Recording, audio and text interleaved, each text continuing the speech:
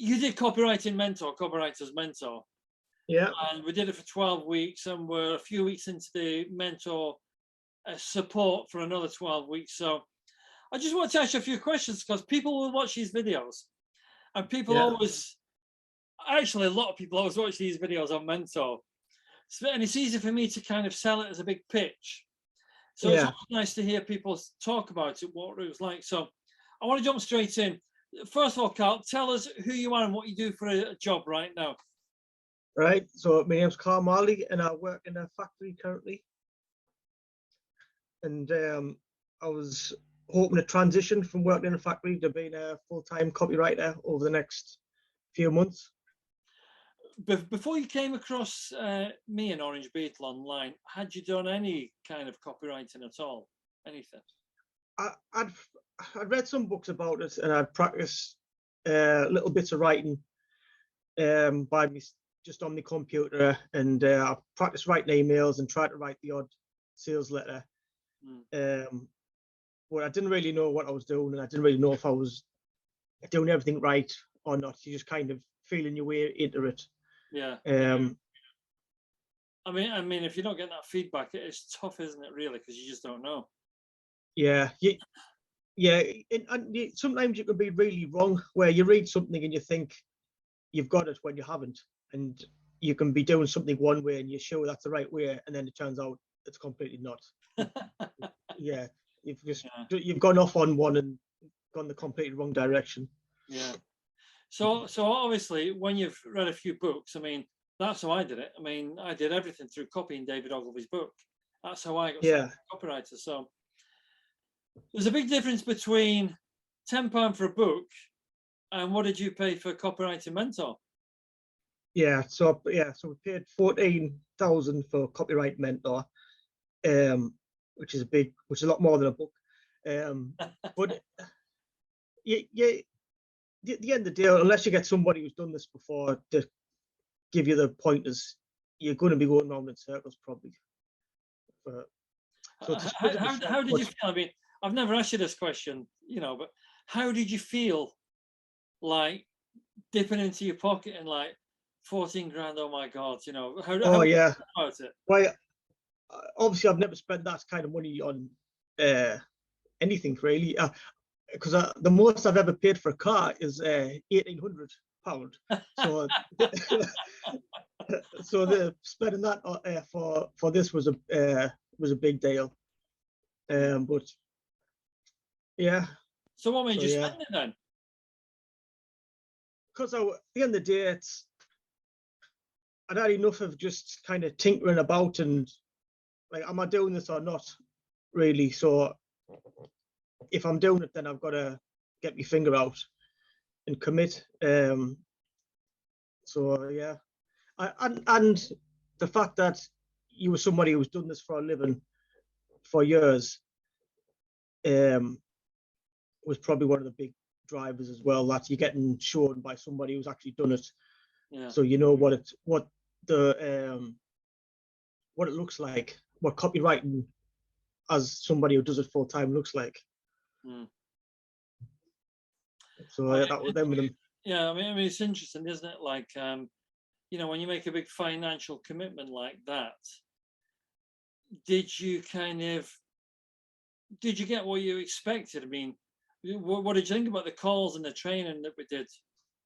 Yeah, well, the thing is, as well as that, you don't know what to expect. So you're getting some mentoring of somebody who's done it before, but you're still not sure exactly what it looks like. So you're going to have some calls. True, yeah, that's true. You're still not sure. So you just got to get ready to go and find a way to do whatever you need to do. Because I was trying to prepare myself beforehand, but I wasn't really sure how. So apart from, let's try and write an email for something. Let's try and write some kind of sales pagey thing. And that was about it really. So I think that's about it. And then you just wait to see what you said and what homework you set, and then. So if you didn't really know what to expect, I mean, what you actually got, what was it like? I mean, what did you have to do, and what was it? Right, yeah. So on. Yeah.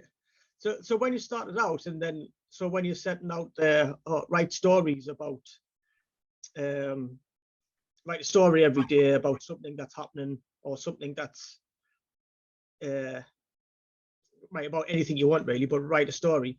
Then you think, all right, this isn't writing a sales letter, but it is writing. So then you start writing your stories every day. So you end up sitting there trying to think of what you could write for a story. After you've done a few obvious ones about what's around you or people you know, then you're trying to think of stories. That was a bit different. And then at first, I think one of the first times you said write a sales letter, kind of think what it was, or for a film company, and you think, oh, I don't know how to write a sales letter. Why is he asking us to write a sales letter when I don't know? And then you go off and just do what you can, and then you figure some things out along the way. So yeah, but I know I like the videos when you go through and tell us which bits weren't great or which bits needed more work, and then have some suggestions. Because then once they got posted up, I would like go through that, watch them again, and then pause them at some parts, and then have a think or write something down, and then watch them again, kind of thing, go all the way through. So I like to watch things a few times and take notes to try and so it sinks in a bit more than just watching it once or twice. I like to watch them a few times. I get a bit of repetition that it helps the. I mean, a critique can either be really brutal, or it can be like, God, that was brilliant. Because you got to remember, I don't know what to expect as well. Because it's all bespoke. I mean, although I have a rough idea what I'm doing, I try and do it to each individual, and obviously you're a different level to someone else, and they're a different level to you, and so on. So when you started writing those ads, I mean, obviously I gave you samples of some stuff I'd done. So you did the film ad, and then I gave you some adverts that I did for this film company and the salon ad, and so on and so on. I suppose, where do you think you really kind of, oh yeah, that's right, yeah, really improved, or really picked something up, or it made you think different about writing copy? I think, I don't know how it is for other people, but I think sometimes, so we get started and it's all like, there's a lot of work to do, and you think, oh, I've got to write this out, I've got to write this out. But then there was one time I took like a night, and I started looking at one of your old ads, your hairdressing one, and I was reading it, and I read it a couple of times, and then I got a piece of paper and I wrote it out like by hand, and read it a couple of times, and then when I went back to doing mine, I tried to use that as a guide, and I think I made like a bit of a jump where I felt like I made a leap, where I could kind of do something similar, and I felt like that was the point where I kind of made a biggish leap, and things started falling into place a little with your hairdresser one, where I was trying to do the next couple of ads I did after that were all that style. I was trying to do that, and I felt like I made a bit of a jump there. I think there's an interesting with you as a copywriter that I noticed quite early, that you change you made, and like, it's better if you explain, I suppose, really, but what the top of the page scenario. So just explain to us how you're doing your top of the page now, because to be honest, Carl, you're probably one of the stronger new copywriters. Right. That new letter you just sent me was like, oh my God, there's this guy written this. Like in 12 weeks, well, let's say 16 weeks or whatever it is now, really. I'm not really sure. In such a short period of time. I mean, I've seen copywriters ask me for critiques. They've been writing copy for 5 years and can't do anything as close. Right. So tell me about the top of the page, because it was a little different approach, really. Yeah. So you're always trying to pull into an idea. Well, I know I've been trying to think more of. Sometimes I go a bit fear-based. Sometimes, so something to catch the attention that's short and it's trying to capture what's going on in the head. Sometimes I go a bit fear-based. We're trying to maybe scare them a little and then go a bit deeper into it, and hit them with the main points of the main benefits, but also the main pain that you're trying to avoid. Yeah. So almost like a magazine cover, really. Yeah. Just like bang. Yeah. But any pain. I try to think of some pain what they're trying to avoid and move away from, and benefits. Because I remember reading somewhere that most people are more motivated by moving away from pain, than anything else. So I try to make sure that there's some kind of pain in there, but also a big benefit of what they could get, and start off with a short headline that's a bit more something that captures their attention, and then your next headline underneath a bit bigger, a bit more to it. Yeah. And then another headline goes a bit more to it, and then them where they like bullets, bang, bang, bang, bang, bang. Yeah. I mean, sorry, Carl, go on. I was just going to say, and then underneath the bullets, usually it's a question. I have some kind of question to that leads into the next paragraph, really. The body of the story, the body of the copy. Really. Yeah. It's interesting, isn't it? So, like a lot of these guys who do copywriting training these days, they just kind of focus on sales letters, don't they? So it's like sales letters, that's it. So kind of what other kind of stuff have we been writing during that time? We've done flyers, we've done some classified ads, like the Google types. We've done a social media like a Facebook type. We've done the sales letter. We've done the like a newspaper ad, the columns. Is that it? Yeah, well, a few more on top of that. We don't have to say them all now, but we've covered a ton of stuff, really. But so what I want to do is I just want to take a step beyond that now. So we've done the training, we're ready to rock and roll, ready to write stuff. You got your website done, you got your web pages done, you did all that. Brilliant, really good. Obviously, refining that. But on the back of that, I trained you and Michael recently, and actually, it's because it's what I do myself, to market yourself in a way that nobody does in the world of copywriting. Because most of the world of copywriting, they go on LinkedIn, they go on social media, and they want somebody to come and buy their services. Just explain about the campaign you're doing. You don't have to say what target it's to or anything, but it's a brilliant campaign. It's brilliant.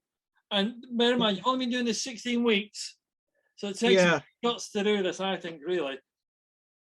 So I've started doing a direct mail campaign where we target a business with an offer, something that's going to capture their attention, some kind of free offer to get them in the door. And then once they're in the door, then we try to see what other business we can do. So we get some kind of relationship up with the free offer, and then see if we can move it on to something else. Yeah. So I've just started that. I sent out 50 last week, and then every 10 days I'll keep sending. I'll keep following up with the same 50 people, and we'll see how that progresses over time. I mean, it's so brilliant to hear you doing that, to be honest. Well, I guess for me, it was never doing one before. I guess I'll wait and see what kind of feedback I get, what they come back to us with, and then over time I'll adjust to what I need to do, and maybe scale the amount of letters I'm sending, send out more, scale it up. Instead of sending like a lot of 50, and then follow it up every 10 days for however many weeks, I'll scale up like 100 or whatever. That's how it goes. It's exciting. So do you think you can see yourself moving from the factory into working with clients? Yes, I don't have an exact time scale, because I don't know exactly what kind of response this mailer will get, and what kind of problems they're going to be coming back to us with. Yeah. and what exactly they'll want.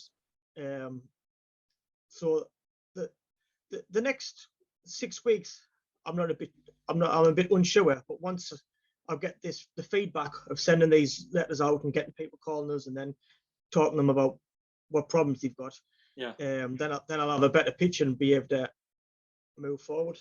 Mm. Well, you have got a good approach. I mean, direct mail is so direct. And, even companies now, it's one of the #1 ways to reach clients at the moment because the world online is so noisy. Yeah, there's so much going on. Just one thing I wanted to ask you was, I wanted to mention, I should have mentioned it earlier on, how much did I tell you to charge minimum per hour, as it were? Oh, £300. Right. Was £300 or £340? I think it was 345. In fact, you only have to work 4 hours a month, really, if you wanted to. 4 hours, 6 hours, 8 hours, whatever you want. So that's the beauty of copywriting, and obviously as well, we went through other things like consulting, how to just it's what I call horizontal and vertical copywriting business, which is a big conversation we never really had. But horizontal is how do you spread your business out that way, and how do you take it that way. Well, to go vertical is obviously to go from, I meet copywriters to do £20-25 an hour. To go from £20-25 an hour to £400 an hour, that is vertical growth. And horizontal is going into your speaking, your training, your consulting, and so on and so on. Keep growing it out, expanding to the sides like that. Right. So anyway, Carl, I suppose the final question would be would you recommend anyone interested in doing copy do the training? Yeah, because if you're new to this, then basically you don't know what you're doing. So you need to get an idea of how to do this for a living. And if you're not around other people who does it for a living, how you're really going to know how it all works. So I would recommend it to anybody who wants to learn how to copyright.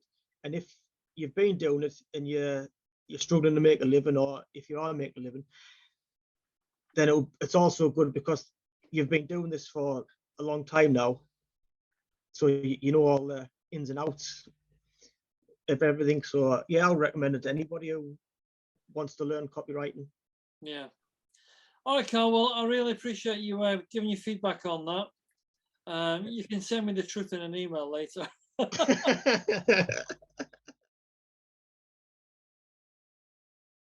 Just remember for the new year, right? Yeah.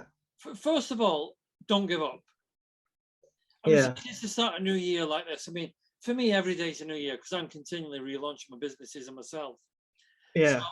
So the key is don't give up. Remember, if you're not getting any feedback from that direct mail, which is possible you'll get 0, you've got a couple of options. One, you can read and review what you've done and ask yourself the question, what can I do in here so it's completely irresistible? Yeah. So you can value stack the offer. So instead of just saying in the offer, I'll give you £500 worth for free, you can value stack it. You can use a cover note on it. So the cover in this offer today, I will rewrite 5 headlines for you, free, valued. I'll tweak your call to action, free, valued at this. So you value stack what you've already got. So really, that would be like, you know what a lift letter is, don't you? So you've got your letter like this. So you've got your letter, and then you get another piece of A5, not A4, and you either handwrite it or type it, and you staple it to the top. So all right, you can see. Yeah, weird like that, isn't it? You can't see because weird. So it's a bit like a post-it. You sent us a blind one before. I did, yeah. Blind. Yeah, that's right. A sample stapled, and I think it was a letter stapled as well. That's right, yeah. So just have a look at the letter and ask yourself the question, why has nobody called me? You can say to yourself, well, I'll be honest, I've progressed since then and this is crap. Or you can say, I've written a brilliant letter here, somebody should be responding. Should I do a lift letter? Can I do a value added offer? Can I do an offer that takes my expense and time right to the edge, because your ultimate goal is for them to say, yes, do some copy for us or rewrite something. So you've got to ask yourself, what can I do for them to get them to say yes? So remove the risk completely, make it totally irresistible, and value stack that offer, and do it on a lift. Just lift up. And if you don't want to do it on a lift, rewrite the letter, but have a few things of interest to it. Yeah. Just staple something on, posting it over the top, something interesting, just so they go, oh God, wow, this guy knows what he's doing. Yeah. If you still don't get any reply, it may not be the market for you. Yeah. So Yeah. don't give up because you think, yeah, I'm getting no response of this. It's crap. It's nothing's happening. Don't give up because of that. Because I've definitely worked in marketplaces that I've had zero response, absolutely zero. Right. So you've got to just kind of find your feet. Remember, the other thing with the marketplace is this: they speak their own internal language. Right. Which means that you not be speaking in the same conversation that they're already speaking in. Right. So you've got to make sure that you are in harmony with how they think and talk. So for instance, in the property industry, they all talk the same. They all talk like, yeah, just got a new BM, got an Audi, got this, got that, Rolex, boom. They talk like morons half the time. But in that industry, that's how they talk. Yeah. So they look the same, they walk the same, they talk the same. And every one of them, if they can be in Dubai over Christmas, that's where they'll be, right? Yeah. So in other words, each industry has its own package. Right. So the carpet industry, I know a few carpet people actually. I've never, only worked with a Persian rug guy once years ago. But the carpet industry, they probably have their own marketplace as well. So you've just got to check that you're tuned into how they're talking. So how can you make the life of a carpet guy easier? Does he want more stuff in his life, or does he just want more carpet clients in his life? What does he want? But that other letter you sent me, the big one that I'm assuming they will send to their people. Yeah, that's what I was thinking. Brilliant. Absolutely. Right. So it's a brilliant letter. All right, Carl. So listen, you're doing brilliant. Just keep on going. Don't give up at this stage. This is a stage when a lot of new copywriters just think, oh, screw it all. It's not going to happen. Yeah, they get a bit lost. A bit lost, yeah. But all it takes is a bit focus. Remember, the other thing about not mentioned is you have to have the outcome in mind. So what you're doing is you need to say, I need to replace my current income. And then I can say, screw you lot at the factory. Yeah. And really, as a copywriter, doing critiques, you can replace your income and increase your income by doing 2 critiques a month.